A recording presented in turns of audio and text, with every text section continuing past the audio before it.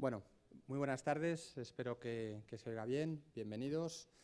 No hemos escogido el día hoy pensando en la evolución de los mercados, pero creo que la propia evolución hace que hoy sea todavía más interesante el estar aquí reunidos para hablar precisamente de cómo invertir, de cómo sacar provecho a un contexto de bajo crecimiento, complicado desde luego, pero que sin duda alguna va a brindar oportunidades, por lo menos desde nuestro punto de vista. Voy a explicar la mecánica muy rápido de este evento. Vamos a hacer una pequeña introducción para poner, aunque quede un poco mal decirlo, el toro en suertes. Luego vamos a explicar todos los factores que creemos que influyen en los mercados y que van a seguir haciéndolo en los próximos meses.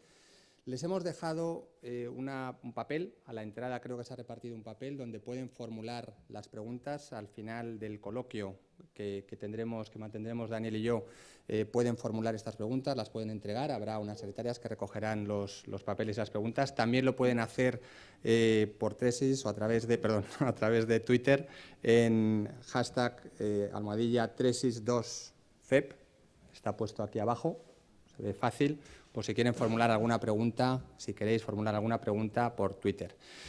Vamos a empezar. La verdad es que, como decía al principio, vimos un entorno, un contexto complicado, complejo, sobre todo yo creo que más que por los datos en sí, que lo son, por el sentimiento que se ha desarrollado en las últimas semanas, en los últimos meses. Vemos un sentimiento negativo con carácter general.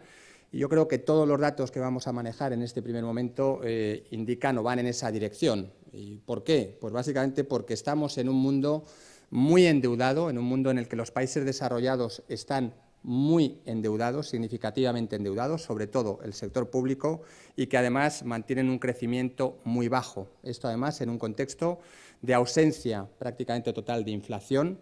Nosotros decimos si estamos teniendo una inflación a la japonesa. Todos conocemos lo que ha pasado en Japón. Ya hablamos no de una década perdida, sino de bastante más. La inflación tiende a cero prácticamente en todos los países desarrollados y la pregunta es si este entorno de alto endeudamiento, no sabemos si es causa-efecto y luego lo podemos preguntar, pero desde luego de bajo crecimiento con ausencia de inflación va a permanecer en el tiempo durante mucho tiempo o es una cuestión coyuntural. Ya adelantamos, y de ahí el título, que va a seguir así y creemos durante bastante tiempo. ¿Cómo han reaccionado los principales bancos centrales a esta situación para tratar de relanzar la actividad económica, tratar de relanzar o de reactivar la inflación? Pues con políticas que desde luego no nos extrañan prácticamente a nadie, ¿no? Bajada de los tipos de interés, tenemos los tipos de interés en cero, en algunos países tipos de interés negativos y además esto serían políticas ortodoxas, convencionales. Vemos que desde el año 2008, finales del 2008, la bajada es prácticamente en cadena en todos los países, unos más tarde que en otros, desde luego, pero todos tienden a cero o están en cero y algunos han iniciado muy tímidamente un cambio en su política monetaria con subidas, como digo, testimoniales, y me refiero, como no, a Estados Unidos, pero también han utilizado políticas no convencionales, tratando de inyectar masivamente dinero, liquidez en el sistema, elevando su balance de manera muy significativa, tanto en Estados Unidos como en Europa, como en Japón, y tenemos otros bancos centrales que siguen haciendo lo mismo. Algunos han parado, pero desde luego vemos que la tendencia es la misma. La conclusión de todo esto es muy fácil. Lo que hemos visto es, en este entorno de bajo crecimiento, elevadísimo endeudamiento, bajísima inflación y bajos tipos de interés, está bien, pero lo que hemos visto es que todo ese dinero que estaba acostumbrado a invertir en activos sin riesgo, con una rentabilidad, podemos decir, atractiva, por lo menos sobre el papel y en términos nominales, vemos que ahora no tiene alternativa. Si vemos la evolución de los activos, si hablo de bonos a largo plazo o a corto plazo en Alemania, vemos que hoy por hoy prácticamente toda la curva se encuentra por debajo de cero. Eso simplemente quiere decir que cualquier inversor, por invertir, deberíamos decir, prestar su dinero a Alemania, le cobran, tiene que pagar por ello y obtiene una rentabilidad negativa hasta los 7 años, cuando hace unos años pues tampoco es que fueran muy elevadas. Ahí está la solvencia de Alemania, pero si vemos el caso español, si lo vemos, que lo veremos en algún momento, sí que lo vemos, vemos que después de muchos años con tipos, es decir, con rentabilidades muy atractivas en los bonos, desde las letras del Tesoro a un año, a 9 meses, bonos a 2, 3, 4 años, teníamos rentabilidades positivas y atractivas. Ahora vemos que en España, incluso en España, por prestar nuestro dinero al Tesoro español, a pesar de la que está cayendo, dirían algunos, tenemos rentabilidades negativas y eso evidentemente responde a esa inflación negativa que tenemos en España. Es decir, hoy obtenemos rentabilidad cero en prácticamente cualquier activo y cualquier plazo. Tenemos que irnos a plazos muy largos para empezar a obtener rentabilidad y si vemos la herramienta o el vehículo preferido por la mayoría de los españoles para gestionar o para invertir su ahorro, vemos que la rentabilidad, cuando estábamos acostumbrados a obtener rentabilidades del 2, claramente por encima del 2, del 2,5%, incluso del 4 en algunos momentos por circunstancias especiales, vemos que hoy esa rentabilidad se aproxima a 0, 0,40 la media ponderada del sector en España. Es decir, la rentabilidad es o tiende a 0. ¿Qué nos encontramos? Con un montón de dinero en el mundo, que hoy por hoy la rentabilidad que puede obtener sin riesgo es 0 y que lo que ha ido haciendo es trasladarse a activos con riesgo en busca de rentabilidad. Eso está bien. Durante algunos años hemos pensado que el Banco Central del país de turno nos iba a dar un colchón de liquidez e iba a asegurarnos que cualquier activo que compráramos, si hablábamos de renta fija, incluso de renta variable, cualquier activo que nosotros compráramos estaba detrás para comprarlo con esa inyección masiva de liquidez y nos daba una sensación de tranquilidad bastante importante. Es la sensación que daba a la mayoría de los inversores a nivel internacional. Hoy nos encontramos con que todo ese dinero ha ido pasando de los activos a corto plazo, activos a largo plazo si hablamos de renta fija y luego a la renta variable, como digo, en busca de rentabilidad. Pero no podemos olvidar que ese dinero es un dinero conservador y que cuando entra cualquier acontecimiento que distorsiona esa idea de que todo el mundo está bien y que vamos a poder ganar dinero siempre, lo que produce es una sensación, aquí he incluido algunos aspectos que han influido y que siguen influyendo y de los que luego hablaremos, digo que han influido en los mercados, pero me paro en la viñeta central. La viñeta central está publicada en enero del 2014, es decir, hace 2 años, y ya ponía en duda todo el crecimiento de China y el mantenimiento de esos crecimientos de 2 dígitos en China y el cambio de modelo que ya anunciaban las autoridades chinas y el riesgo que eso podía suponer en los países desarrollados y, desde luego, en el mundo de los inversores. Digo que cualquier aspecto que distorsiona o cambia la idea de que hay algo que no se va a producir tal como teníamos previsto, lo que produce es una montaña rusa para los inversores, un aumento increíble de la volatilidad. Esta sensación da igual cuando lo pinte y con qué índice lo pinte.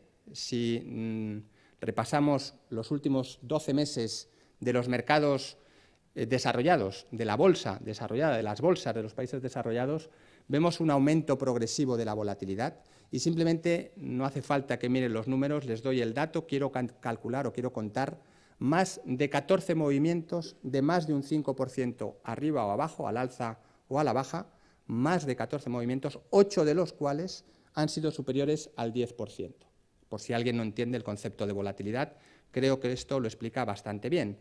Y simplemente resumo que aquí hay un movimiento de dinero muy conservador que busca rentabilidad, y no hablo de los que estamos en esta sala o los que pueden ser como nosotros, inversores particulares a nivel internacional. No hablo de fondos de pensiones, hablo de compañías de seguros, hablo del dinero gestionado de las universidades americanas, etcétera, etcétera, que ante la ausencia de rentabilidad en activos sin riesgo está entrando y saliendo de todos estos activos con riesgo y provocando todos estos movimientos muy exagerados que llegan a producir y llegan o nos hacen, en algunos términos, hablar de irracionalidad.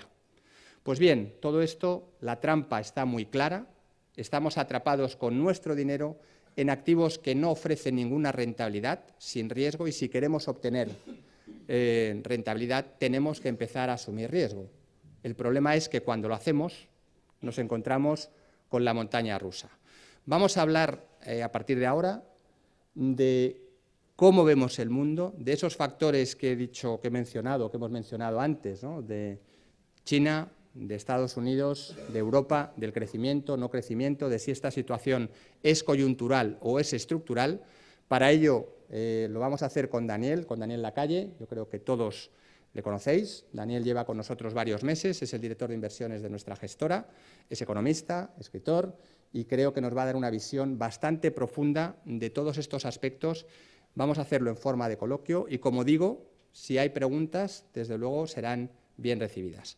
Por favor, Daniel, cuando quieras.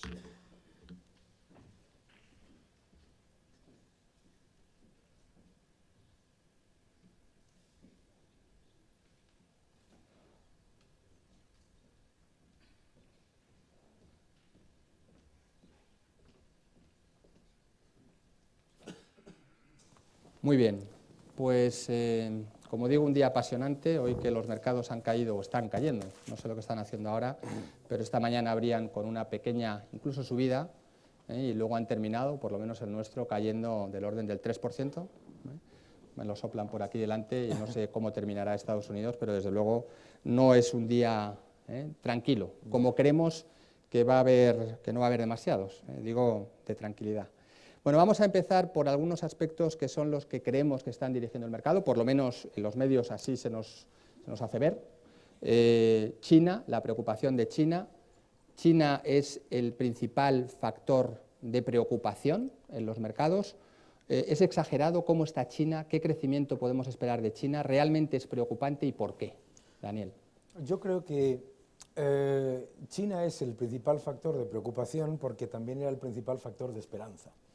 Es decir, nos hemos querido creer un crecimiento eterno, un crecimiento dirigido, un crecimiento organizado, de manera que todos los desequilibrios que se iban generando en la economía china siempre se fiaban a la decisión del gobierno chino, del Comité Central, de solventarlos de una manera adecuada. Creo que la mayor fe en el régimen comunista que podemos haber tenido desde un mercado capitalista. ¿Qué es lo que ocurre? Pues lo que ocurre simplemente es que esas expectativas de crecimiento eran simplemente insostenibles. Y que el desajuste de la economía china, que ha estado aumentando su masa monetaria a nivel de doble dígito durante más de una década, que ha estado aumentando su endeudamiento, particularmente desde el año 2008. Yo pondría el principio del problema chino en el año 2008, cuando lanzan su enorme plan de estímulo de 580.000 millones de dólares, más o menos. ¿Qué es lo que ocurre? Hace tres cosas. Perpetúa el problema de sobrecapacidad que ya tenía la economía china. Segundo, aumenta el problema de endeudamiento y traslada ese endeudamiento no solamente a los sectores ineficientes, sino también a los que tenían cierta productividad. Y tercero, genera un enorme desajuste en su moneda. Cuando se genera un desajuste de tal calibre en una economía, y lo hemos visto en economías desde Argentina hasta la propia española, cuando se genera un desajuste de tal calibre, normalmente como salta es de tres maneras: o con una crisis financiera, o con una enorme devaluación, o con hiperinflación. Dado que el gobierno chino no puede acudir ni a un enorme aumento del paro, ni a llevar a cabo políticas que hagan un daño a corto plazo, ¿qué es lo que se prevé? Pues lo que se prevé es que la devaluación de la moneda china sea superior y sea continuada. Esa es la manera de, además, acotar un problema. Yo creo que hay que verlo desde el punto de vista positivo. El punto de vista positivo es: menos mal que la economía china no crece un 10% al año. Esto yo creo que es algo que es muy importante para todos nosotros. Segundo, menos mal que se puede llevar a cabo un proceso de limpieza del problema del sector financiero chino sin que tenga un efecto dominó sobre los mercados financieros del resto del mundo, porque la deuda china está fundamentalmente denominada en moneda local y en bancos locales. Eso es un elemento positivo, pero tiene un elemento negativo. Una devaluación continuada de la moneda china también genera un efecto deflacionista sobre el resto del mundo. Ese impacto es, para que nos hagamos idea, es tan importante como ha sido el motor durante la época del crecimiento, pero al revés. Entonces lo tenemos que ver como un efecto que lo que va a trasladar al resto del mundo es menores precios, menor crecimiento y bueno, pues un entorno más complejo en cuanto a las expectativas de inflación. Con lo cual nos encontramos con dos fuerzas chocando, ¿no? Por un lado, esta situación en China de menor crecimiento, de exportar desinflación, y nos encontramos a los principales bancos centrales del mundo intentando luchar contra una situación ya de por sí de bajo crecimiento y de desinflación. ¿Cómo podemos ver esta situación? Es decir, ¿hay alguien que pueda ayudar en esto o yo creo que rompa ese...? Claro, yo creo que aquí se ha creado una expectativa y luego una realidad. La primera expectativa era que las políticas monetarias de los bancos centrales iban a crear un crecimiento superior. Eso, por supuesto, lo hemos comprobado tanto en Japón como en Europa, como en los 26 bancos centrales del mundo que están llevando políticas expansivas. No ocurre. El caso de Estados Unidos fue muy específico, se convirtió de un principal importador de crudo y de gas a prácticamente exportador neto. Ha sido una anomalía, más que un ejemplo. Y en muchos casos, exgobernadores del Banco Central de Estados Unidos, de la Reserva Federal, como Ben Bernanke, explican que muchos de los factores, los mecanismos de transmisión de crédito, que no son fundamentalmente bancarios, etcétera, diferencian mucho a Estados Unidos, una economía mucho más dinámica, mucho más agresiva del resto. Pero ¿qué es lo que ocurre? Los bancos centrales lo que intentan es solucionar un problema de saturación de deuda y sobrecapacidad con más liquidez. ¿Y qué es? Ahí está la trampa que tú comentabas. La trampa es básicamente que ante un problema de exceso de endeudamiento y de exceso de capacidad en los mercados, sobre todo los desarrollados, los bancos centrales pretenden que sea más liquidez, más crédito y un crédito más barato el que solucione ese problema. Por supuesto, ¿qué es lo que ocurre? Bueno, primero hay un factor que yo creo que es muy relevante y del que se suele hablar poco, que es la velocidad del dinero que mide la actividad económica, se ralentiza. Ese dinero se queda aparcado. El Banco Central Europeo ha creado 720.000 millones de euros el año pasado de nueva masa monetaria y, sin embargo, tiene casi 630.000 millones de liquidez excedentaria. ¿Qué significa eso? Pues que no se puede crear inflación por decreto, ni se puede crear crecimiento por decreto. Es verdad que bajando los tipos de interés y aumentando la liquidez se evita grandes quiebras, que esa sobrecapacidad genere un efecto dominó de empresas cerrando, etcétera, de acuerdo, pero también es cierto que perpetúa la sobrecapacidad. Y ese es el estancamiento secular que se dice, que yo no me gusta utilizar esa palabra, me gusta más tipos bajos, baja inflación, bajo crecimiento, porque es normal, porque cualquiera de nosotros no nos lanzamos a tomar nuevas decisiones de inversión o nuevas decisiones de consumo simplemente porque el crédito sea barato o porque haya mucha liquidez. Tendremos que tener confianza de que las expectativas son de crecimiento y eso es lo que nos... El gran temor, yo creo que a nivel general, de esta situación, y vuelvo al tema de China y luego entraremos otra vez en las posibles soluciones, las que se están aplicando, aparte de esta desinflación, lo que acabas de mencionar, lo que has mencionado antes, con la depreciación o la devaluación de su moneda, ¿qué impacto puede tener? Porque es una de las grandes dudas, ¿no? ¿Qué impacto puede tener en sus vecinos o en aquellos que compiten, es decir, el resto de países emergentes? Porque este es uno de los grandes temores que tenemos, ¿no? Esto se va a contagiar y vamos a tener una situación parecida a la del 98 o parecida a la del 2008, ¿o crees que es exagerado este temor? Yo creo que hay varios factores que separan la situación actual del año 2008 en particular.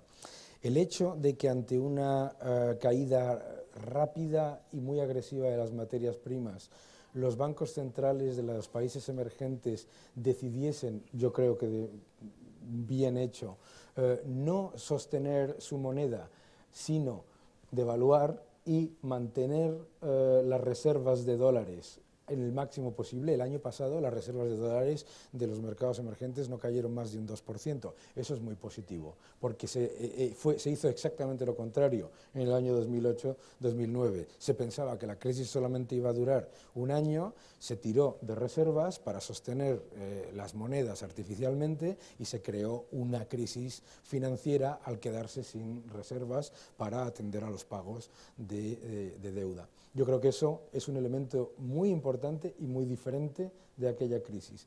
El segundo es que los países, sobre todo del sureste asiático, llevan alertando sobre el riesgo de China en sus economías. Uno se va a Taiwán o a Corea del Sur o a Japón, se lleva hablando de la guerra comercial, de la guerra de divisas, etcétera, mucho tiempo. Entonces, yo creo que han estado preparándose de una manera lo suficiente, por lo menos para sostener un entorno en el que, un entorno difícil.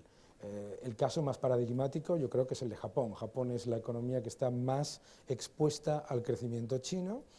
Obviamente estamos viendo que Japón no crece, estamos viendo que el plan de estímulo del Banco Central de Japón no genera los resultados apetecidos, pero también es cierto que el superávit comercial ha aumentado de una manera muy importante. Es decir, que se está fortaleciendo al menos la economía en su capacidad de sostenerse en un entorno difícil. Y eso al menos niega a corto plazo el riesgo de un contagio como el que comentabas. Yo creo que eso es un aspecto bastante positivo y bastante a tener en cuenta, ¿no? Lo que pasa es que no hemos dejado de ver depreciaciones de las monedas o de las divisas de todos estos países y esto es una de las trampas, ¿no? Que las que podríamos caer o las que podría caer un inversor, que es, bueno, se han pegado un batacazo de tal calibre que en algún momento tendrán que subir, ¿no? Y claro, eso yo creo que sí que hay que alertar en ese sentido, ¿no? De sí, que no por el hecho de que haya caído mucho tenemos que entrar mañana, ¿no? Yo creo que eso es muy importante y luego hablaremos de cómo tenemos nuestras carteras, pero yo creo que esto sí que es importante no caer en esa trampa, ¿no? Sí, la guerra de divisas es la guerra que todo el mundo niega y todo el mundo lleva a cabo de la manera más agresiva. Y entonces, si nosotros atendemos a los mensajes que nos llegan de Davos, del Fondo Monetario Internacional, etcétera, pues el mensaje no es de guerra de divisas, pero nadie va a ser diría yo, el pagafantas, que se diría, ¿no? de sostener su divisa en un entorno en el que todo el mundo devalúa, ¿no? Decía Robert Plosser que la política de devaluar a todo el mundo pues no deja de ser empobrecer al vecino, y si tú empobreces al vecino y lo que quieres es exportarle más, pues tienes un problema. Si empobreces al vecino con la idea de exportarle, de que todo el mundo le exporte al primo de Zumosol, China, que es el que más crece y el que no devalúa, y de repente China dice, qué buena idea, voy a devaluar, se genera el efecto contrario. Entonces, yo tendría por lo menos la cautela, ya que no hemos sido lo suficientemente previsores a la hora de analizar cuál era el potencial de devaluación de muchas de esas monedas, que entendamos que desde el punto de vista de unos bancos centrales que se pueden encontrar ante 2-3 años de materias primas a precios bajos, su objetivo va a ser sostener sus reservas de dólares y de oro.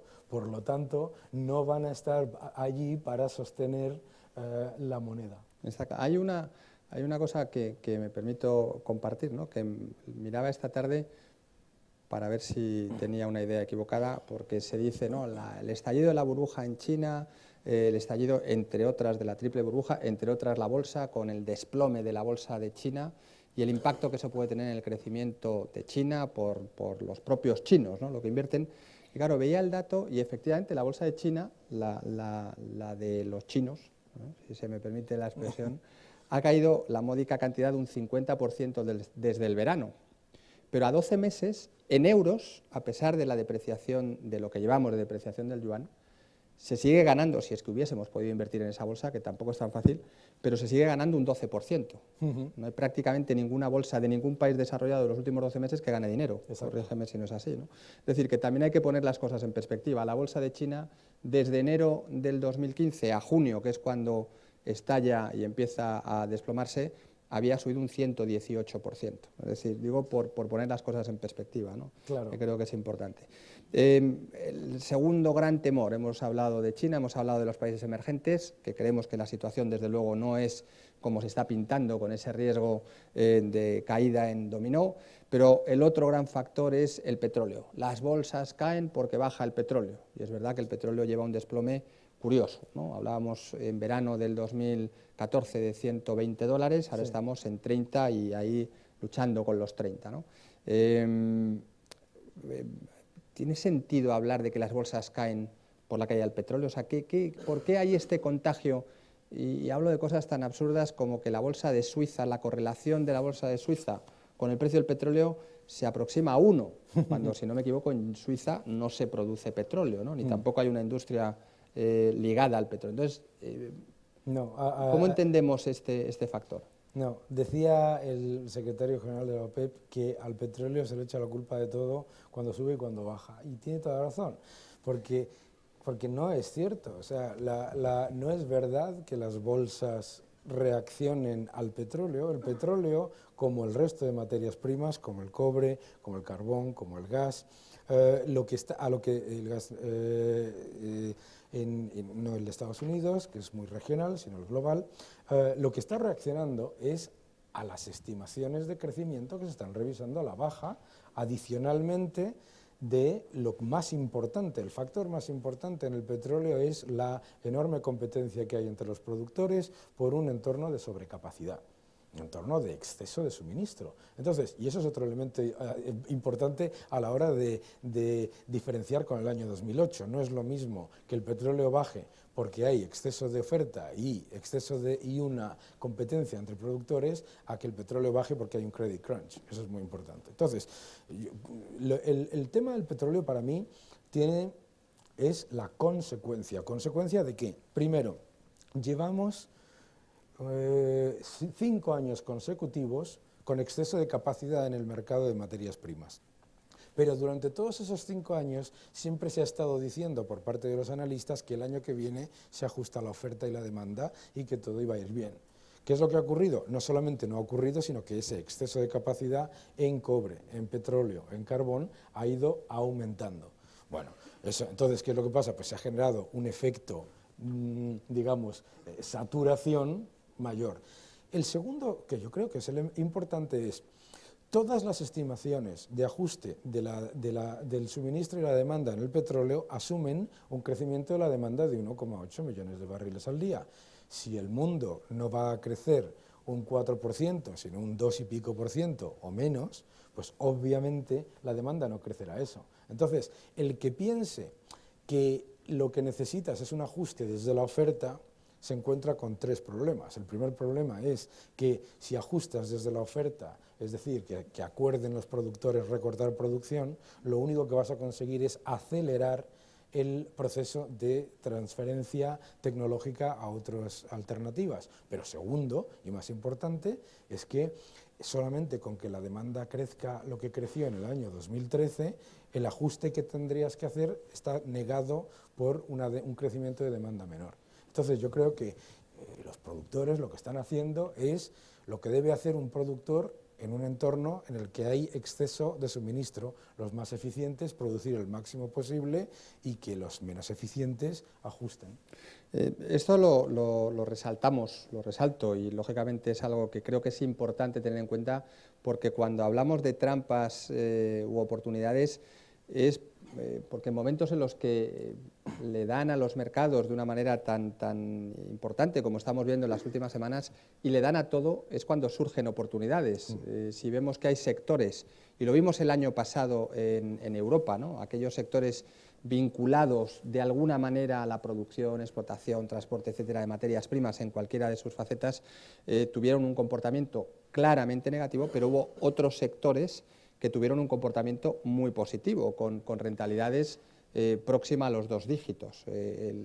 Lógicamente, la oportunidad aquí está, y lógicamente es nuestra obligación desde Tresis encontrar esos sectores y esas empresas, que luego hablaremos, que no están afectadas por estos factores, sino más bien al contrario, que pueden tener un comportamiento positivo precisamente por este factor. Y aquí es donde me gustaría entrar, ¿no? Está claro que a todos aquellos países productores de petróleo la caída del precio del petróleo pues les hace polvo, pero hay otros países que no somos productores de petróleo y que más bien somos netos importadores de petróleo y de materias primas que nos viene muy bien.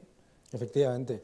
Yo creo que ahí es donde merece la pena empezar a mirar esas divergencias entre valoración, porque lo veamos como lo veamos, la caída del precio del petróleo es un efecto estímulo para sectores tanto de consumo como para todos aquellos que tienen como insumo parte de la parte energética supone entre un 30 y un 33%. También, por supuesto, tenemos que ver que la mejora de las estimaciones de crecimiento de algunos países van a suplir los problemas puntuales de algunos de esos sectores. Entonces, pues, por ejemplo, en Europa nos beneficiamos de menores precios del petróleo, nos beneficiamos de menores precios del carbón, pero yo creo que también es importante entender que como hemos partido en este entorno de un superávit comercial muy importante, lo que somos capaces, y hemos sido capaces ya el año pasado, son los sectores exportadores que han aumentado cuota de mercado y además cuota de mercado global en un entorno tan complicado. Entonces, a mí me parece que todo lo que tiene que ver con valor añadido sale muy reforzado y sale el consumo, la tecnología, las tecnologías disruptivas van a seguir siendo grandes diferenciadores de valor en este mercado. Yo creo que esto es uno de los aspectos clave y de lo que lógicamente los gestores de patrimonio tenemos que buscar en este contexto, ¿no? Es huir de esas trampas que luego repasaremos y tratar de aprovechar estas oportunidades, ¿no? Pero volviendo al tema del crecimiento, que yo creo que es el principal aspecto, hemos hablado lógicamente de China y el riesgo de contagio a los países emergentes que hemos limitado, por lo menos racionalizado, hemos hablado del petróleo, pero hay otros países que lógicamente influyen. Está claro que el crecimiento por el lado de los países emergentes, incluyendo a China, es menor del que estábamos acostumbrados en los últimos 10 años. ¿Qué pasa con los países desarrollados? Ya hemos visto ese gráfico, que creo que es bastante explicativo de la situación, pero ¿puede compensar de alguna manera, o dicho de otra manera, hay algún aspecto que pueda hacer que se deterioren las expectativas de crecimiento en estos países, estoy pensando en Estados Unidos y el bloque de Europa, para que realmente caigamos en lo que parece que hoy descuentan los mercados, que es la recesión global, o es exagerado, Daniel? Yo creo que es complicado ahora hablar de una recesión global. Yo creo que lo que hay que entender, una recesión global es un evento que se ha visto en muy pocas ocasiones y que nunca ha encontrado en el otro lado una política expansiva en todos los bancos centrales. Eso hay que entenderlo. Siempre ha habido divergencias entre políticas y además, de hecho, cuando ha habido una recesión global, lo que nos hemos encontrado fundamentalmente ha sido en los grandes países desarrollados políticas de restricción, porque era una época en la que la inflación era muy alta. Los que peinamos canas recordaremos la época en la que la inflación era del 12-13% y lo que había que hacer era bajarla a todo. Entonces la política era extremadamente restrictiva con respecto a la masa monetaria. Pero yo creo que ahora mismo es muy difícil poner los suficientes indicadores adelantados que nos digan que un país como Estados Unidos vaya a entrar en recesión. Hay elementos que te dicen que la economía, desde luego, no está creciendo ni de lejos a su nivel potencial, pero hay elementos positivos. Es decir, por un lado, los inventarios son muy altos, pero por otro lado, se han consumido de una manera muy importante en el cuarto trimestre. El consumo sigue tirando muy por encima de la expectativa. Lo que pasa es que, claro, lo que tenemos que entender todos, lo veamos como lo veamos, si miramos el Producto Interior Bruto, desde un punto de vista macroeconómico, el consumo no suple a la ralentización industrial, nunca lo ha hecho. Es una falacia, son muchos años los que lleva de aumento de consumo marginal para suplir una ralentización importante industrial. Pero ahora mismo yo creo que más que hablar de recesión global, lo que tenemos que plantearnos es un entorno de bajo crecimiento, alrededor del 50% de lo que es el potencial. Yo creo que y lo que tenemos que hacer es asumirlo, entiendo. Y asumirlo, ¿no? Claro, e incorporarlo a la valoración. porque a la hora de invertir lo que nos interesa es que las valoraciones estén asumiendo ese entorno. Lo que no podemos engañarnos con el año 2017, yo creo que es uno de los grandes peligros, es decir, pensar que el año 2016, bueno, pues está más o menos descontado, que los resultados no van a ser muy positivos, pero el año 2007 viene la fiesta, ¿eh? Algunas de las expectativas yo creo que eso es lo que tienen que ajustar, yo creo que ahí es... Sí, yo creo que es la clave, ¿no? El saber adecuar las valoraciones, y yo creo que la bolsa, si hablamos de bolsa, lo que recoge son los beneficios y las expectativas de beneficios, y ahí es donde tenemos que hacer hincapié en las próximas semanas, me atrevería a decir, ¿no? Esto es un trabajo continuo, pero es donde tenemos que esforzarnos para tratar de encontrar valor. Desde el punto de vista de este valor, ¿dónde crees que debemos situarnos? Es decir, tenemos las alternativas, parece que está claro que debemos descartar todavía, y no por el hecho de haber caído mucho, los países emergentes, las materias primas, tenemos que ver que haya realmente demanda, un cambio sustancial en el crecimiento, entiendo que es así, un cambio sustancial en el crecimiento de los países y en la demanda de todos estos productos para poder entrar.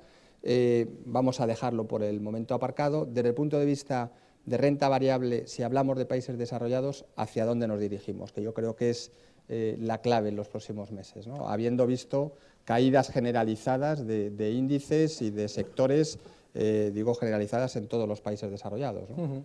A mí me gusta la idea de que nadie, cuando digo nadie, la gran mayoría de gestores en el mundo no crea en Europa, porque eso da confianza a la hora de tener unas expectativas poco optimistas y luego sorprender al alza. Yo creo que Europa está saliendo de la crisis mejor de lo que muchos le queremos reconocer, y además está saliendo de la crisis, y vuelvo a repetirlo porque es un elemento esencial, el superávit comercial. Creo que cuando estudiemos la historia le agradeceremos mucho a la política alemana de salir de la crisis desde el superávit comercial y exportando, el poder haber pasado una época difícil de mercados emergentes creciendo y creando empleo. Yo creo que eso es positivo para la Unión Europea. Creo que es positivo para la Unión Europea el hecho de que, teniendo una política muy expansiva como la del Banco Central Europeo, tengas un gobernador del Banco Central, un presidente del Banco Central Europeo que está constantemente incidiendo sobre las reformas estructurales. Esto es muy importante, porque eso es lo que nos puede hacer más competitivos fuera de lo que sea la liquidez. Y yo creo que hay sectores en los que las valoraciones están suficientemente bien cimentadas en unas expectativas pues, que no son muy grandes, en un pago de dividendo que se hace con caja y con un mejor balance. La reducción de deuda privada es muy importante, y yo creo que los sectores aburridos, a mí me gusta lo aburrido, ¿no? Hay muchos sectores supuestamente aburridos que están dando rentabilidades anuales de un 3-4% por encima de su coste de capital, en los que los gestores no están creando imperios por el mundo y comprándose de todo, sino generando caja y devolviendo dinero a sus accionistas. Pues si pensamos en lo que ha hecho que muchos de estos valores norteamericanos que han sido las estrellas de las carteras hicieron cuando se inició el programa de recompra en Estados Unidos, es decir, gracias por la liquidez, pero yo no me voy a liar a crear imperio, yo voy a devolver dinero a los accionistas y a recomprar acciones. Si nos fijamos en esa misma estrategia de identidad de intereses entre accionistas y gestores, ahí es donde vamos a encontrar mucho valor, ¿no?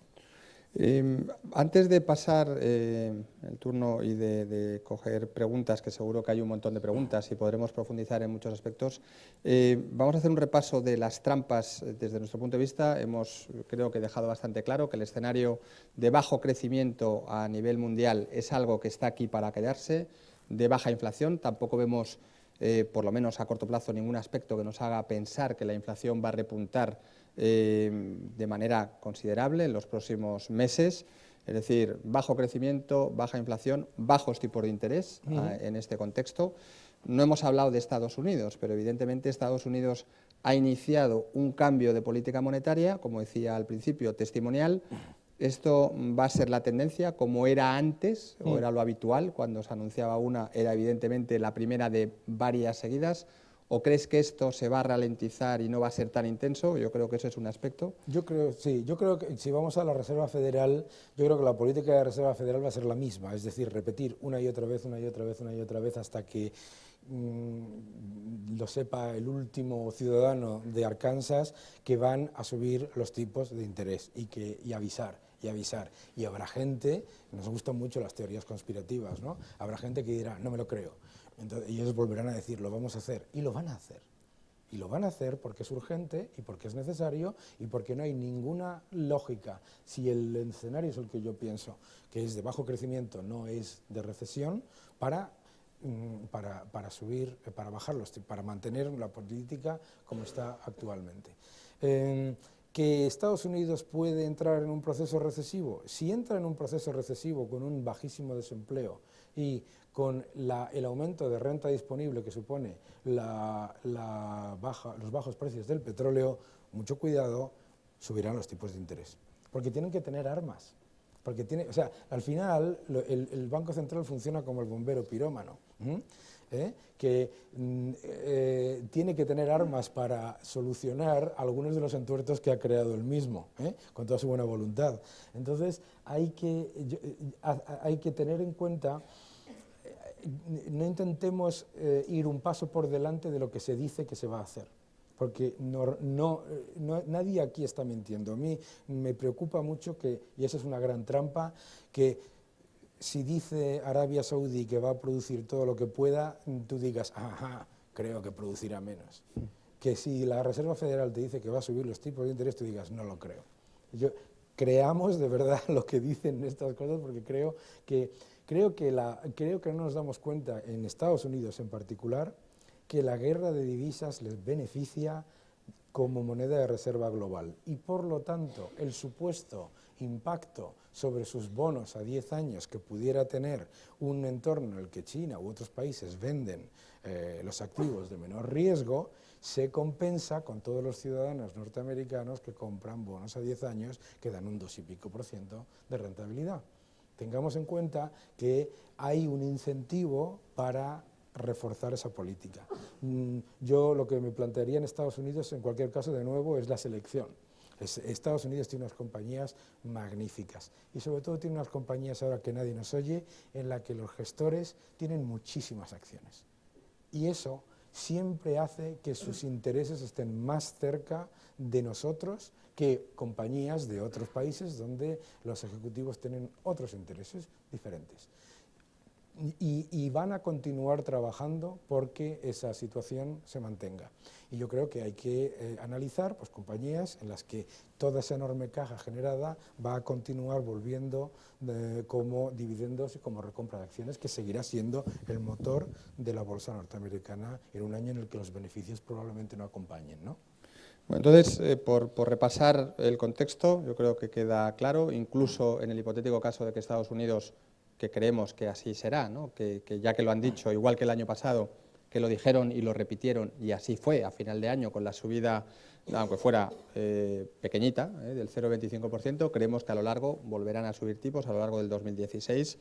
Escenario de bajo crecimiento, con muy poquita inflación, países endeudados, el mundo desarrollado, guerra de divisas, evidentemente. Ya hemos dicho que vamos a mantenernos alejados de los países emergentes y de estos mercados, porque no por el hecho de que hayan caído mucho vemos inminente la recuperación, pero esto nos lleva a otro ámbito que es el de la renta fija. Lo decíamos antes, lo que podemos obtener en los cortos plazos es o tiende a cero. Si somos inversores conservadores, ¿cómo podemos ganar dinero? Que ahora hablaremos, pero lo que está claro es que pensar que las cosas van a subir porque sí, no podemos contar con ello.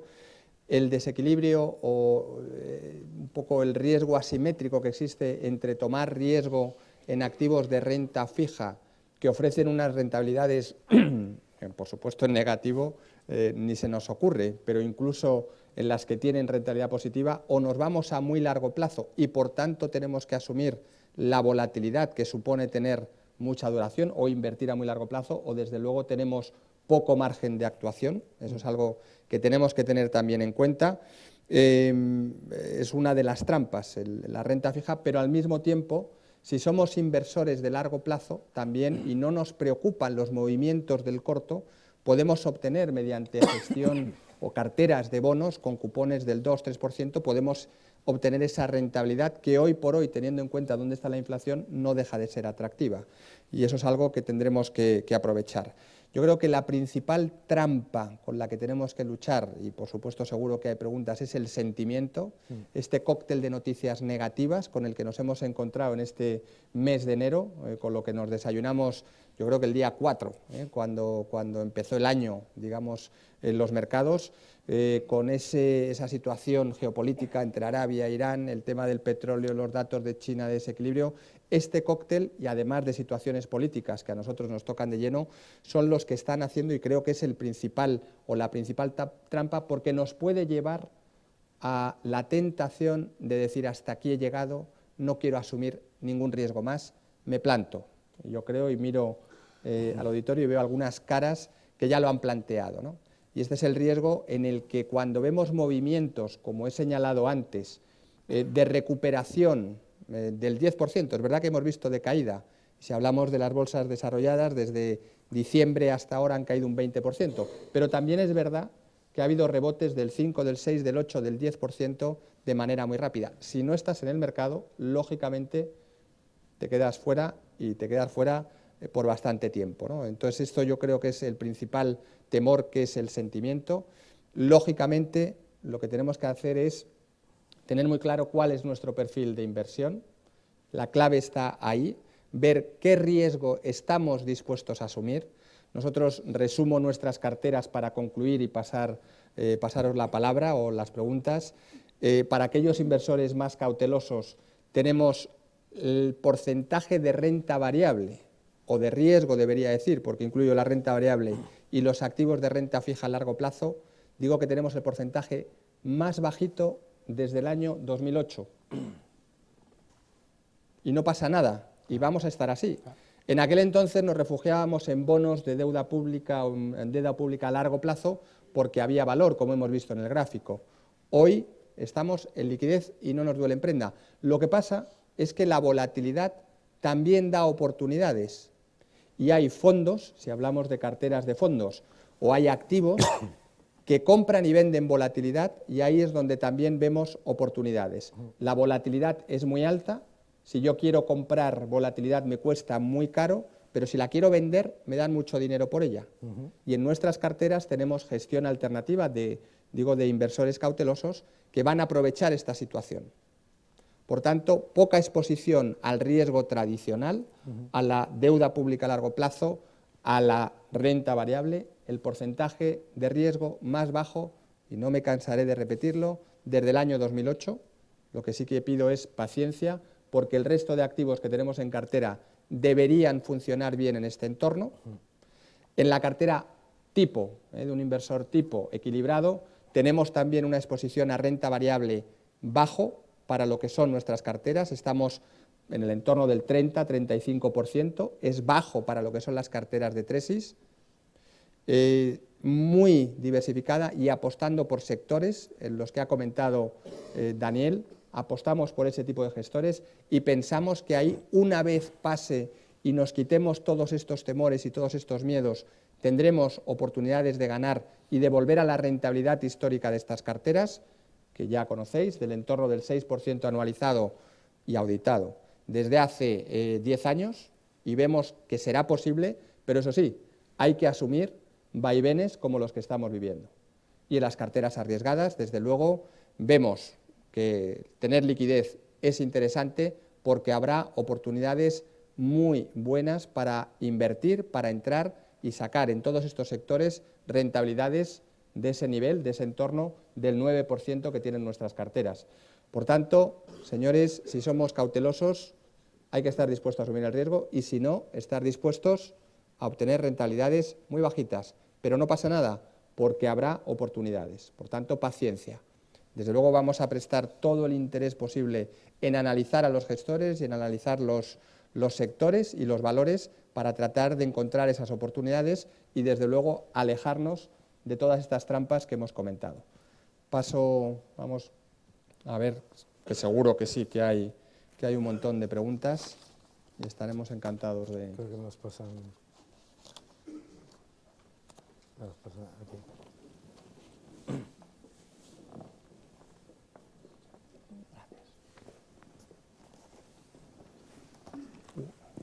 Empezamos, ¿no?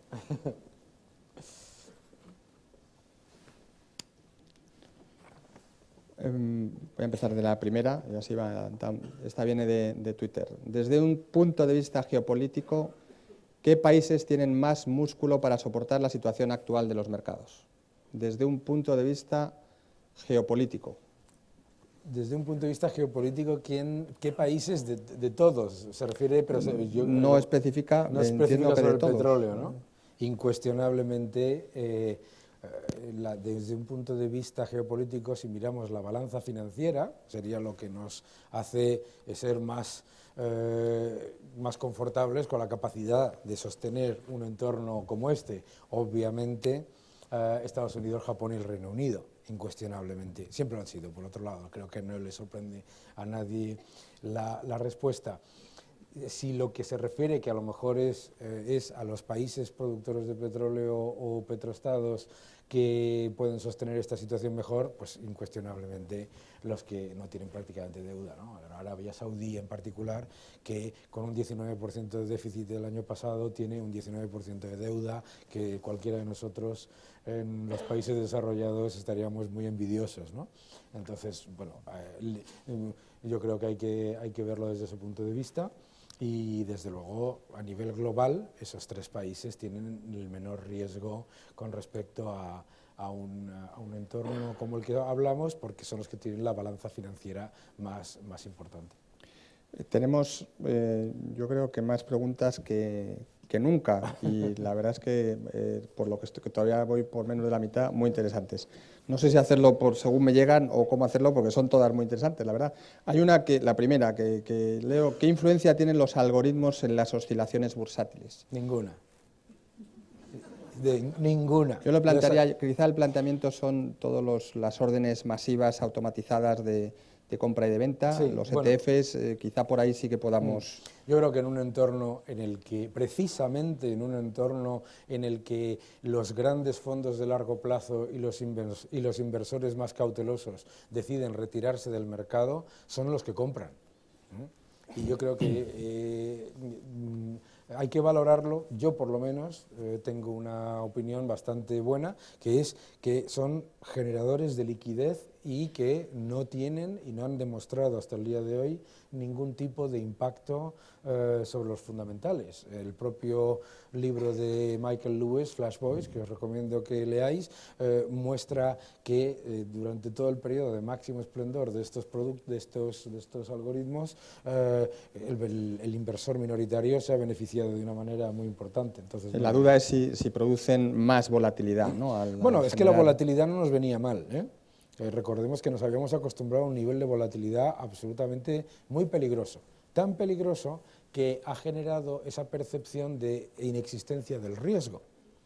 Porque yo recuerdo hace relativamente poco que me llamaba la gente y me decía: ¿qué ha pasado? ¿Que ha colapsado la bolsa? ¿Que ha colapsado la bolsa? ¿Qué ha pasado? ¿Que ha caído un 1,5? ¿Un 1,5? ¿No? ¿Sabes? O sea, quiero decirte, un poco de volatilidad no nos venía mal a todos, que ahora que yo no veo el riesgo, desde luego, y no veo la parte negativa, ¿no? Lo que sí que un poco de volatilidad nos venía bien, pero no tanto, ¿no? Y yo creo que tenemos que acostumbrarnos a vivir con esta volatilidad. Hay varias preguntas, Daniel, que se refieren a la situación, alguno incluso aludiendo a alguna columna tuya, sobre el yuan. Hemos hablado del yuan, de esas probabilidades o incluso necesidad de que el yuan se siga depreciando, el impacto que puede tener, que ya has mencionado. Pero yo creo que es importante aclarar lo que puede ser para el propio país de lo que puede ser para los mercados, ¿no? Y el impacto que eso puede tener. Sí, yo creo que, vamos a ver, acotar las expectativas de devaluación del yuan es suicida por parte de un operador. ¿Por qué? Porque no es una decisión basada en la lógica y, desde luego, no está teniendo en cuenta una década de exceso. Bien, ahora, lo que tenemos que tener en cuenta es que lo que comentaba yo antes, que el efecto dominó de que vaya a generar una crisis financiera en el resto del mundo es prácticamente inexistente, porque la gran bola de deuda, el gran problema de deuda que tiene China está acotado en su sistema financiero, el sistema financiero eminentemente público, que ya ha sido rescatado hace relativamente poco con 100.000 y pico millones de dólares, y como se está acotando, pues desde luego ellos, al devaluar, un riesgo que tienen en sus bancos en moneda local, no genera un efecto, digamos, dominó sobre el resto de los mercados. Yo creo que eso hay que entenderlo. La exposición, bueno, cualquiera de vosotros que sois inversores sabe que la exposición general de los grandes fondos, yo os lo puedo contar, es muy pequeña, y de los grandes bancos extranjeros es muy pequeña al riesgo chino de esa burbuja, no me refiero a deuda de corporaciones que son perfectamente sostenibles o solventes. Muy rápido, ¿puede ser más preciso, aunque lo has mencionado muy rápido, puede ser más preciso en los sectores de inversión? Vamos a ver, yo creo que... Es para los dos, pero vamos, te la cedo encantado. Todos, miraos, fijaos, todos los sectores sectores regulados, sectores de consumo que estén orientados al consumo minorista, las tecnologías disruptivas orientadas al consumo. La mayor compañía de distribución del mundo no tiene camiones, la mayor compañía de taxis del mundo no tiene taxis. Todos esos, ese cambio del paradigma, lo que se llaman los FANG, los FANG, ¿no? los colmillos, están liderando un cambio enorme, ¿no? Hemos visto los resultados de Google, hemos visto los resultados de compañías que están orientadas a tecnología, al consumo, y las tecnologías disruptivas. Pero las tecnologías disruptivas no desde el punto de vista de la capacidad instalada, sino desde el punto de vista de la propia tecnología, es decir, las renovables, la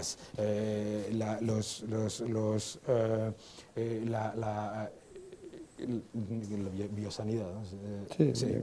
Biotecnología, sanidad.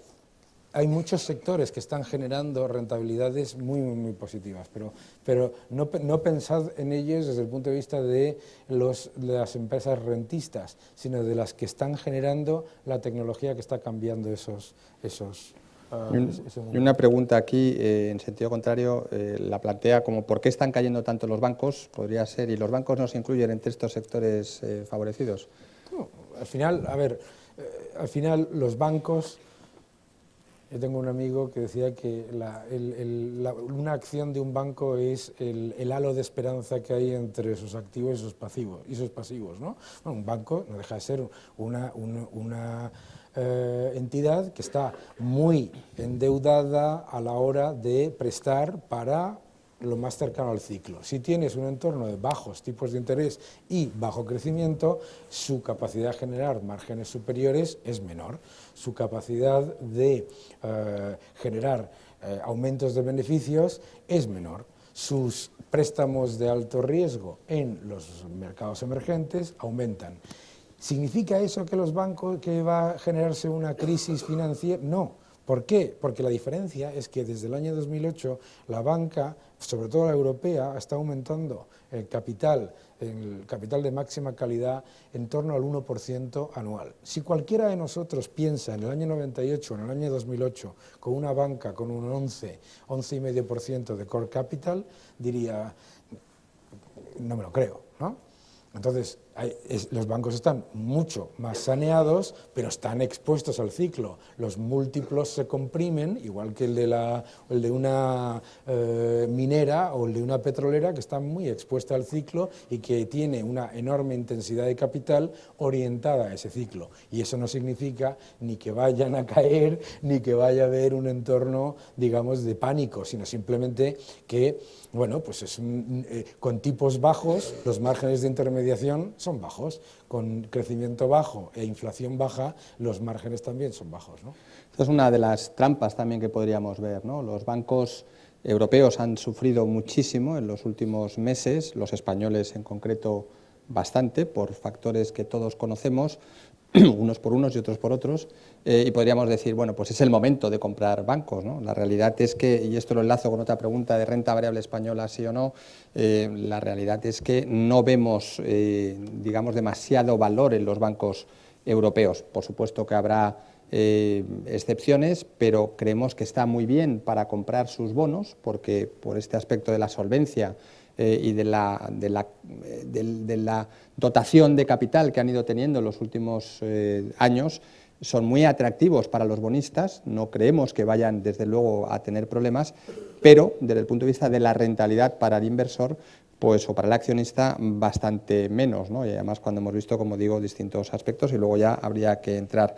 Renta variable española, pues primero por la influencia que tienen los bancos y luego por la situación que estamos viviendo, es otra de esas que puede ser una de las oportunidades. Lo que pasa es que aquí el aspecto político pesa, y pesa en el ánimo de muchos inversores, ¿no? Es el momento, y enlazo también con otra pregunta que hay, es no la renta variable española nunca, no, al revés, creemos que por valoración será uno de los mercados, o es uno de los mercados más atractivos, pero todavía no es el momento de entrar en la bolsa española.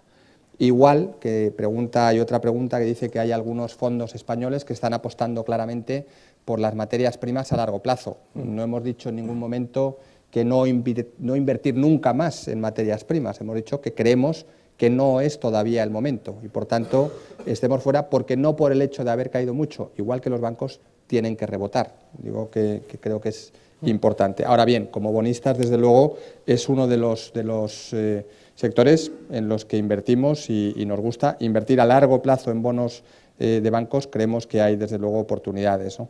Hay varias. También es lo que tú estabas comentando, es decir, tiene que ser también desde tu posición de capacidad de tomar riesgo. Es decir, si estamos hablando de un entorno en el que a corto plazo puede haber una serie de elementos que sigan revisando a la baja las expectativas de crecimiento, cuanto más cíclico eres y más expuesto estás al corto plazo al ciclo, pues obviamente más riesgo estás tomando, ¿no? Es muy sencillo. Y en cualquier caso, yo creo que hablar de las trampas de valor es muy importante, ¿eh? Recordemos que las compañías petroleras ya eran una trampa de valor a $120 el barril, no es un problema de 30, ¿eh? Y hay que analizar los riesgos de que algo que es barato se mantenga barato, entre comillas, mucho tiempo, ¿eh? Porque tenemos que analizar nuestra capacidad de tomar ese riesgo, ¿no? Hay varias preguntas relacionadas con la deuda pública, algunas un poco más extensas sobre si hay riesgo de impago, que hemos tratado en algunos países, si no. Hay alguna concreta que se refiere no al impago, pero sí a los problemas para colocar la deuda pública española en el 2016.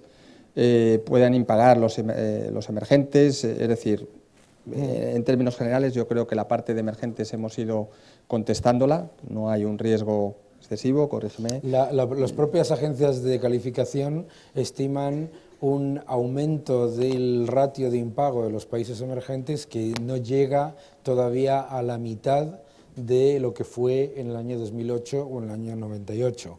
Y reitero el elemento de las enormes reservas de dólares. Yo creo que hay que valorarlo desde ese punto de vista. Que lo va a haber, por supuesto que va a haber impagos, pero que el porcentaje no es todavía como para preocuparse de esa manera, ¿no? Desde el punto de vista de la deuda española, no está teniendo el Tesoro ningún problema en seguir colocando deuda española, más bien al contrario, lo está haciendo a tipos más bajos y con exceso de demanda, por tanto no vemos ningún problema.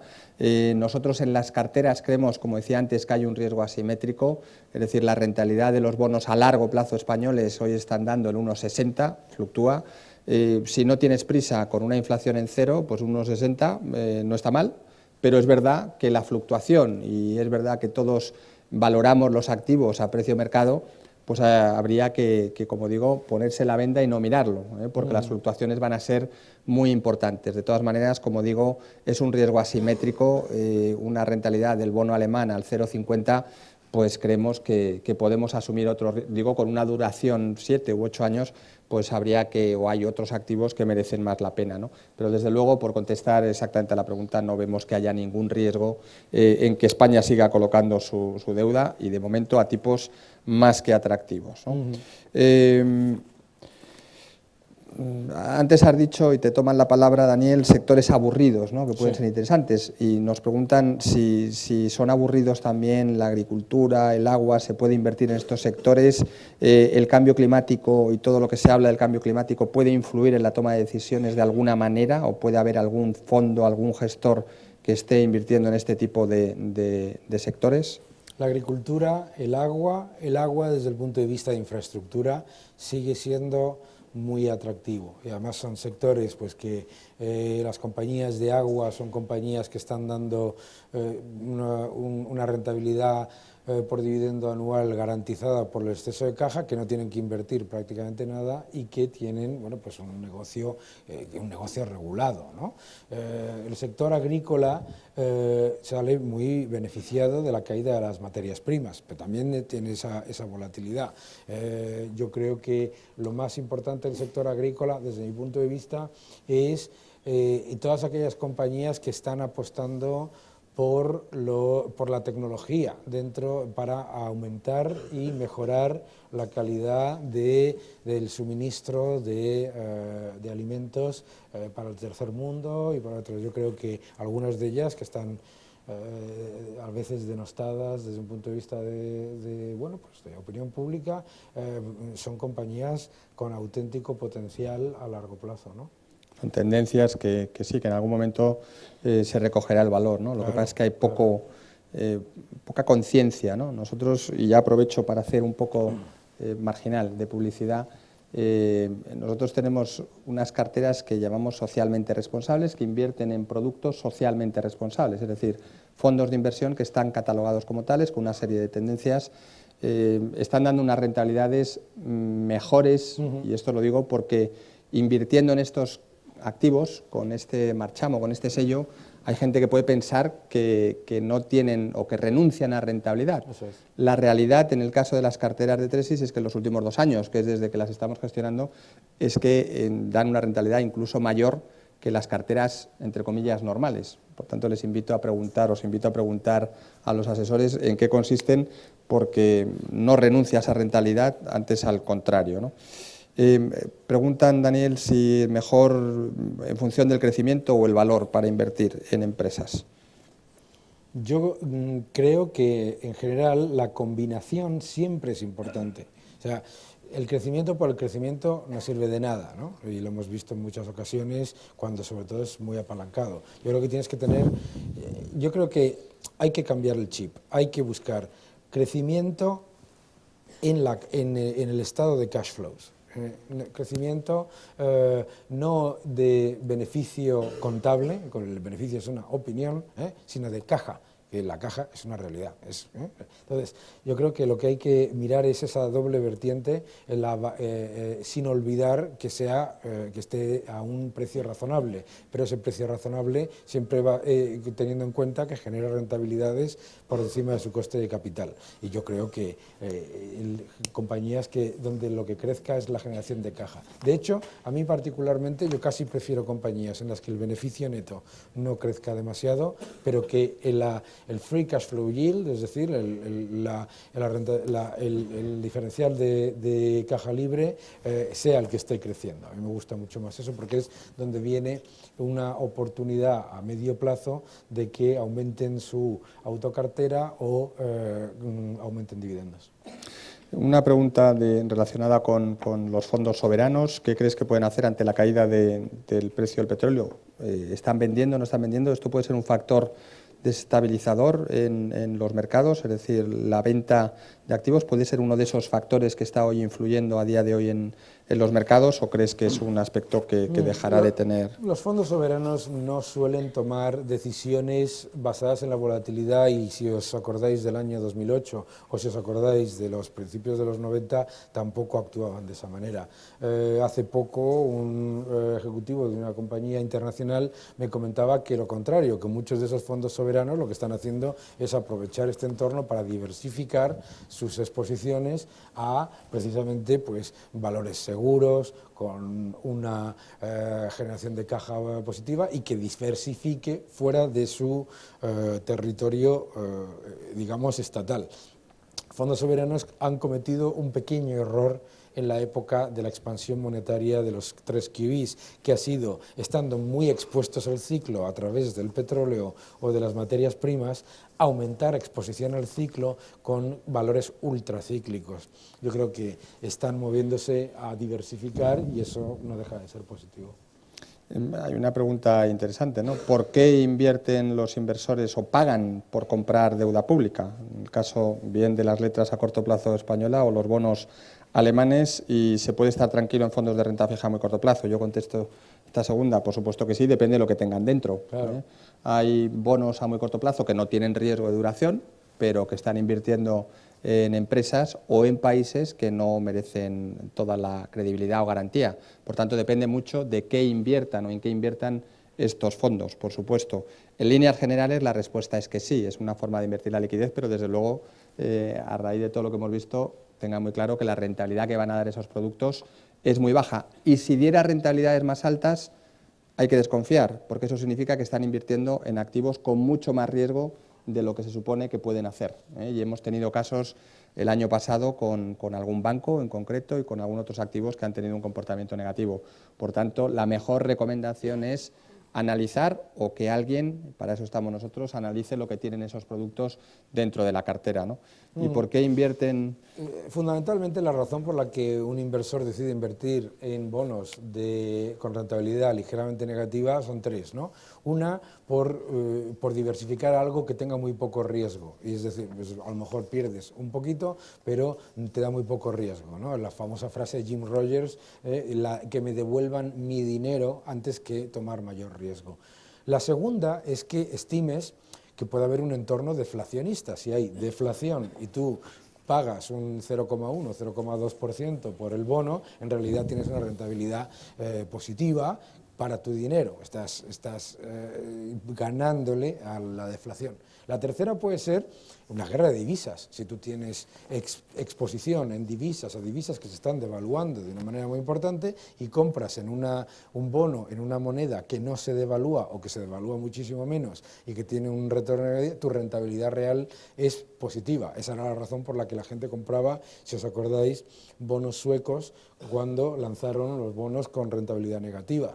En coronas se apreciaba. Entonces, esas 3 razones, pero fundamentalmente son decisiones de muchísima cautela, y por supuesto, pues si alguien espera que la bolsa vaya a caer y compras algo que te da una rentabilidad negativa pero pequeña, pues sigue siendo una rentabilidad relativa ligeramente mejor. Yo creo que es básicamente aversión al riesgo y protección contra la devaluación o la deflación. Después de lo que has comentado de las políticas ultraexpansivas y de los efectos y que no han tenido los efectos deseados, preguntan que por qué el señor Draghi sigue con más QE. Yo añadiría, si me permitís, y por qué los mercados estamos ansiosos, ¿no? Parece que estamos ansiosos porque anuncie nuevas medidas ultraexpansivas. ¿Y qué política aplicaría usted en el supuesto de que pudiera? Yo creo que recordaremos a Mario Draghi como uno de los mejores presidentes de bancos centrales de la historia, ¿no? Porque lo que él está haciendo es algo que yo creo que es muy importante. Primero, él no está eliminando una herramienta que una gran parte del consenso le está demandando. Dice, aquí tienen ustedes la herramienta. Pero lo que no está haciendo es forzar la máquina para crear una burbuja. Y eso es muy importante, que es la actividad también que hizo el Banco Central de Inglaterra a partir de cuando salió el gobierno de Gordon Brown y llegó el de Cameron. No por cambiar el gobierno, porque el Banco Central es independiente, sino porque coincidió. Es decir, esterilizar el riesgo. Yo estoy apoyando el crecimiento permitiendo que los estados se financien más barato mientras llevan a cabo una serie de reformas estructurales que yo recuerdo una y otra vez que tienen que hacer, pero no quito la herramienta, pero tampoco hago que esa herramienta se convierta en una máquina de hacer burbujas. Por eso la liquidez excesiva que hay en el Banco Central Europeo es tan alta. Era de 125.000 millones cuando se lanzó el programa de recompras y es hoy de casi 630.000. Yo creo que esa prudencia a la hora de introducir monedas contrasta, por ejemplo, con el Banco Central de Japón, que se ha convertido en el propietario del 50% de los ETFs de Japón. Es decir, está apalancadísimo a su propio riesgo. Yo creo que ahí esa es la razón. ¿Qué haría yo? Yo creo que una cosa es apoyar que los estados puedan financiarse de una manera barata, pero tendría que haber una acción concertada de penalización de que las reformas estructurales no se hacen, porque el riesgo que tienes es que se perpetúen los desequilibrios. De hecho, ya lo estáis viendo en algunos países en los que se dice, como el Banco Central lo compra todo, pues se acaborran los objetivos de déficit. No, yo creo que hay que conjugar lo que decía Bernanke cuando le decían que por qué que su política creaba desigualdad. Decía, oiga, es que nosotros ponemos herramientas que son de política monetaria, pero es que las políticas fiscales y políticas estructurales las tienen que poner los gobiernos. Yo creo que eso es lo que nos falta conjugar, que no se convierta la política de apoyo del Banco Central Europeo en una excusa para perpetuar los desequilibrios. Y yo creo que eso se puede hacer desde un elemento de penalización que, por ejemplo, el Banco Central Europeo tiene el mecanismo, lo hizo en Grecia, que es aumentar el colateral exigido a la deuda pública cuando se comete algún tipo de tropelía o de política, digamos, poco ortodoxa a la hora de cumplir con tus compromisos. Varias preguntas que meto en una, relacionadas otra vez con el petróleo. Sé la respuesta. Con las materias primas, si es el momento o no es el momento, yo creo que ya lo hemos aclarado, y hay una muy concreta sobre Repsol. ¿Qué opinas de Repsol? Repsol es una compañía integrada, es una compañía que tiene una división de refino y marketing, una división de gas y electricidad y una división de exploración y producción. La de exploración y producción sufre por dos elementos. Uno, por una exposición a una parte de la exploración y producción de muy bajo margen, Venezuela, Estados Unidos, y dos, el haber hecho una adquisición en un momento en el que, bueno, pues resultaba que mucha gente pensaba que el petróleo no podía caer más y resultó que cayó muchísimo más. Esa adquisición le pesa en el balance y le pesa sobre los beneficios de las otras divisiones, es decir, come de los recursos generados por las otras divisiones. ¿Que eso es una situación anómala y única de Repsol? No, hemos visto una tras otra muchas petroleras que han cometido exactamente similares errores y fundamentalmente, y alguna de ellas es la segunda más grande del mundo.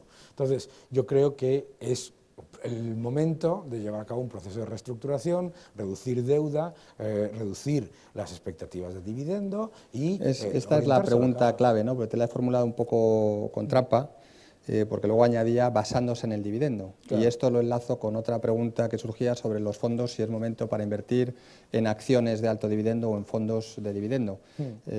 La pregunta aquí es si van a poder seguir pagándolo. Claro, ¿no? Es que normalmente la regla es que normalmente cuando sobrepasan las compañías un 8,5% de rentabilidad por dividendo, el mercado ya está asumiendo una alta probabilidad de que ese dividendo o no se pague o en acciones o con deuda, que tampoco es positivo. Entonces, ¿qué es lo que tiene? Efectivamente, es normal. La política de dividendos de las petroleras se introdujo en una época en la que las petroleras invertían poco y generaban demasiada caja. Y la política de dividendos estaba orientada a devolver parte de esa caja. Esas petroleras se metieron en unos procesos de inversión monstruosos al principio de los años 2000 y de fusiones, adquisiciones, de todo.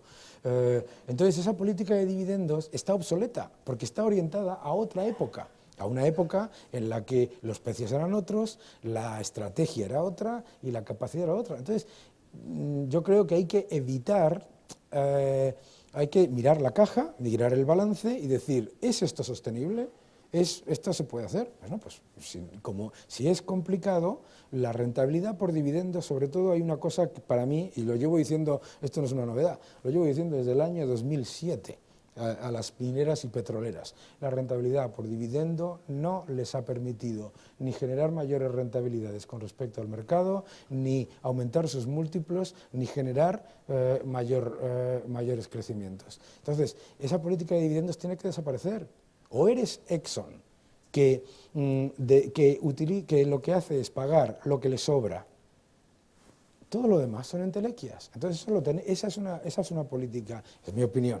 Pero la política de dividendos, cuando se convierte en algo que hace daño a tu propio equity, no está ayudándote en nada, ¿no? Pero repito, esto no es del año 2015 ni del año 2016. La política de dividendos de las compañías petroleras integradas europeas es errónea desde principios de los años 2000. Completa y absolutamente errónea, y no les ha permitido generar rentabilidades superiores al mercado ni con los precios subiendo. No lo entiendo, nunca. Creo que es muy importante resaltar también, si me permite, Daniel, para contestar a esa pregunta sobre los fondos de dividendo, que ojo, porque no es oro todo lo que reluce, y porque ojo con las revisiones del dividendo, porque nos podemos encontrar con recortes muy significativos. Y experiencia tenemos, y bastante reciente en nuestro mercado, el año pasado, ¿no? Por tanto, yo daría un toque de atención, y lo que recomendaría es, desde luego, analizar muy bien el potencial y la sostenibilidad de esos dividendos, es decir, de las compañías que componen estos fondos, ¿no? Vamos a ir muy rápido. Nos preguntan por los fondos de volatilidad, si son interesantes, y los fondos mixtos. Yo creo que los fondos de volatilidad, yo creo que no han aportado excesivo valor en los últimos tiempos. La volatilidad, como decía antes, se puede comprar y vender, y hay que acertar, y te puedes pillar los dedos, como se ha demostrado con algunos de estos fondos. No digo que no, pero sí que digo que hay que analizarlo muy bien. Y hay ideas de inversión que estaremos encantados de comentar para crear productos a medida con compra o venta de volatilidad, en este caso venta, que puede ser más interesante incluso para inversores muy conservadores, ¿no? Y de los fondos mixtos, pues depende.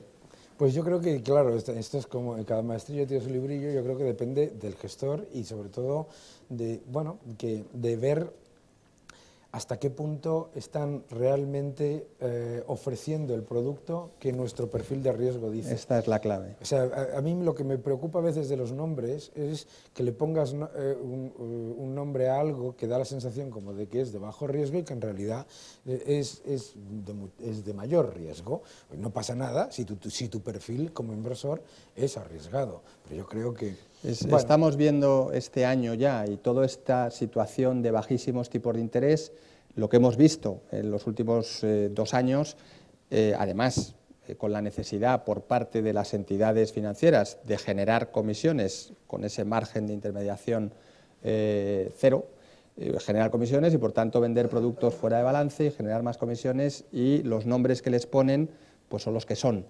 Hemos visto entradas masivas en este tipo de productos en los últimos 18 meses en el sector en general, y lo que estamos viendo es que en cuanto los mercados se complican un poquito, estos fondos, en lugar de dar rentabilidad positiva o cero o muy bajita, están dando rentabilidades negativas importantes. Entonces hay fondos mixtos que se adecuan y se adaptan a las circunstancias de los mercados y no están anclados en determinados pesos y porcentajes, y eso está muy bien, y otros que sí que lo están, y si tienen que tener un 10, un 20, un 30% de renta variable, porque así lo dice el folleto, pues cuando cae la renta variable, claro, no va a evitar la caída. Por tanto, una vez más, selección, análisis y tener mucho cuidado, y no es, como digo siempre, los nombres no dan la calidad a los productos, ¿no?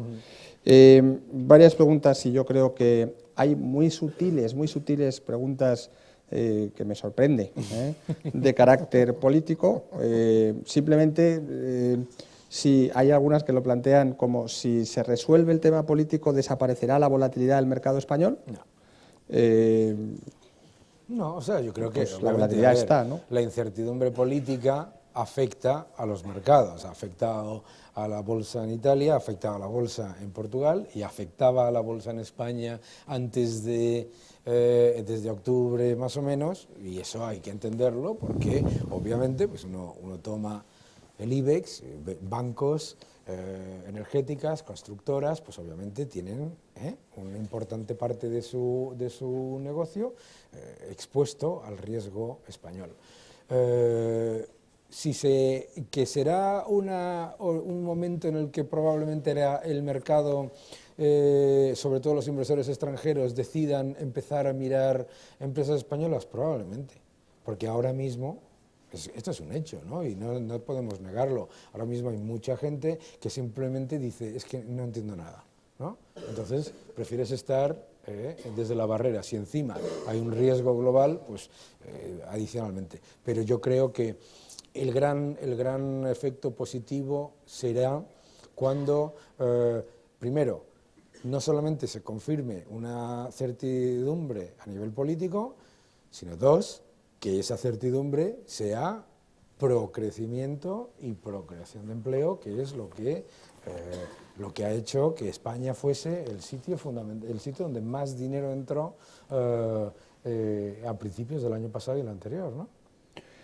Hay varias preguntas también en la misma línea que yo te hago gustoso, que es que alguno dice ante notario, y no vamos a traer aquí al notario, pero bueno, yo luego diré si es verdad o no.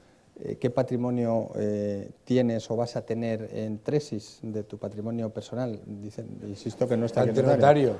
Ahora que no hay ningún notario. Ahora que no se oye nadie, notario en la sala, pero por si acaso. No, sobre todo teniendo en cuenta la represión financiera, ¿no? Y los tipos de interés, pues todo, ¿no?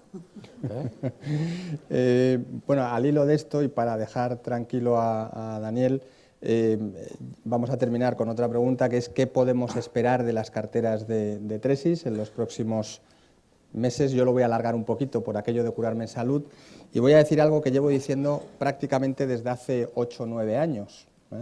Nosotros tenemos historia de las carteras que gestionamos con esos perfiles alrededor de los cuales giran todas las carteras de nuestros clientes desde hace muchos años y bueno, ya tenemos una experiencia, hemos pasado momentos más complicados que estos desde el punto de vista de los mercados financieros.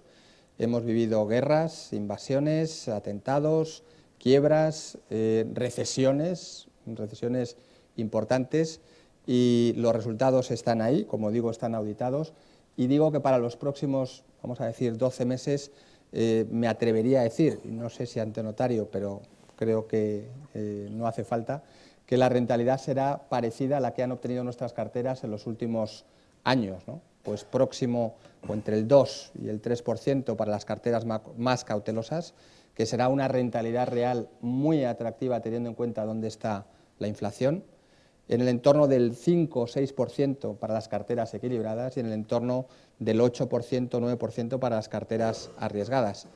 Lo que no digo es lo que puede pasar entre medias, que seguro que habrá volatilidad y eso sí, cada uno tiene que saber dónde o qué riesgo quiere asumir y esta yo creo que es la clave. Nada más, son, si no me equivoco, las 8, llevamos 1 hora 8 y 5, 8 y 6, llevamos 1 hora y media. Muchísimas gracias a todos, muchísimas gracias Daniel. Muchísimas gracias a todos. Muchas gracias a todos por venir. Muchas gracias.